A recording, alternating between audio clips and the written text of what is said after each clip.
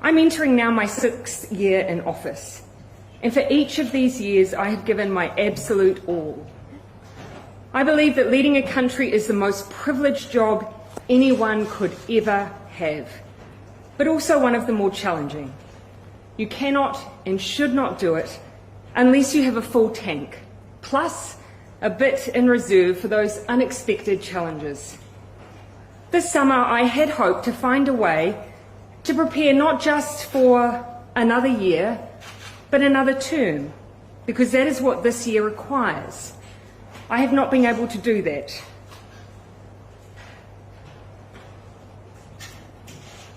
And so today I'm announcing that I will not be seeking re-election,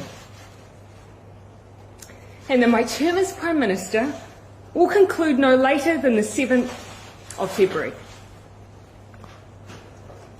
This has been the most fulfilling 5.5 years of my life, but it has also had its challenges. Amongst an agenda focused on housing, child poverty and climate change, we encountered a major biosecurity incursion, a domestic terror event, a major natural disaster, a global pandemic and an economic crisis.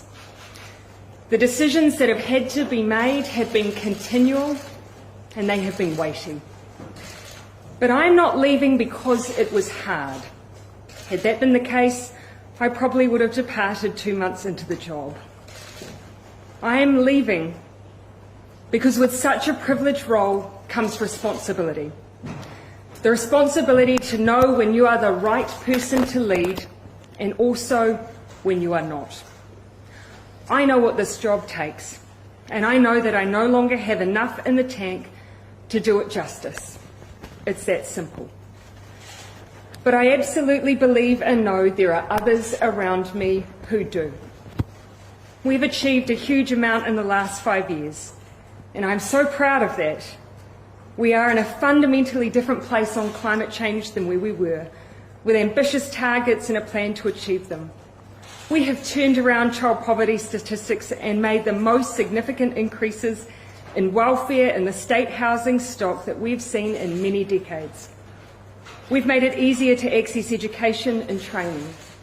We've improved the paying conditions of workers and shifted our settings towards a high-wage, high-skilled economy. And we've worked hard to make progress on issues around our national identity.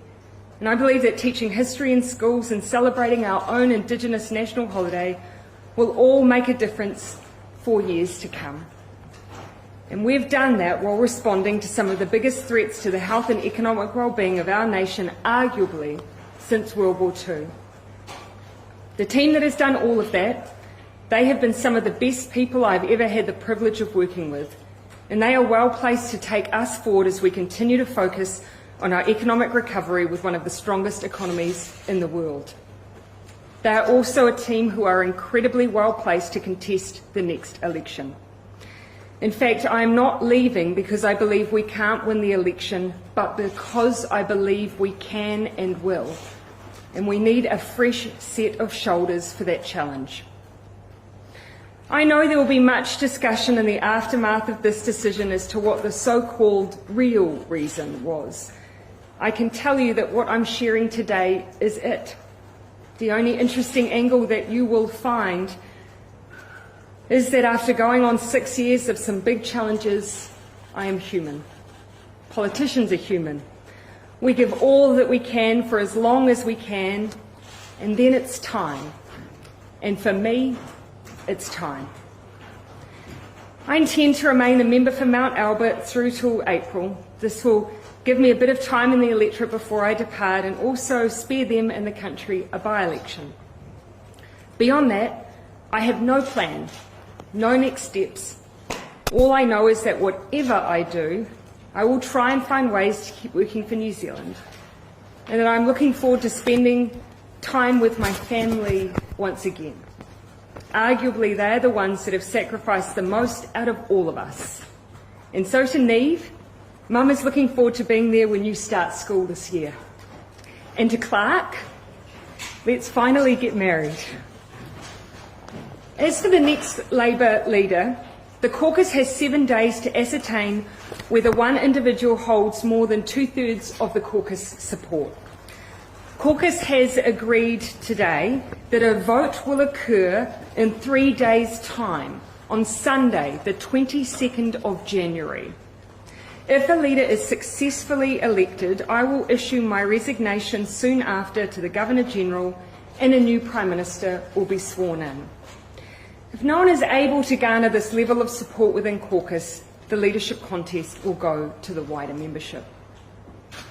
My opportunity to thank the many people I need to will likely come in April when I depart Parliament, 15 years after having been sworn in. Till then, I see my role to help the Labour Party, who I consider to be my family, navigate this next phase, and then to leave the next colleague who takes on this role all the space they need to make their mark. For my part, I want to finish with a simple thank you to New Zealanders for giving me this opportunity to serve and to take on what has and will always be the greatest role of my life. I hope in return I leave behind a belief that you can be kind but strong, empathetic but decisive, optimistic but focused, that you can be your own kind of leader, one that knows when it's time to go.